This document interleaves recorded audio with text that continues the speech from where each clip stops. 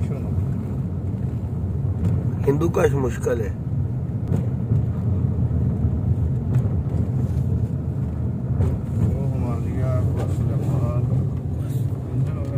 इन पहाड़ों नाल भी यार साडा रिश्ता है कोई ना। अल्लाह ने एवं नहीं है पैदा करते। मेरे नबी अलैहिस्सलाम ने कहा है कि ओहद पहाड़ ना मैनू मुहब्बत है, तो साडा फिर चोली दामन का साथ है तो सही है ना।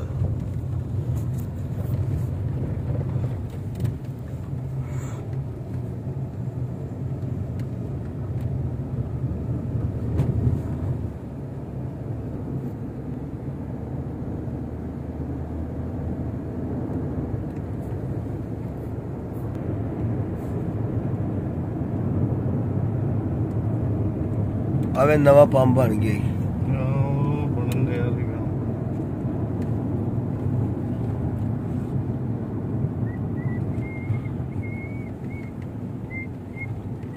ख्याल नाल यार, ख्याल सारा समझ ला पहाड़ी दामन ही है।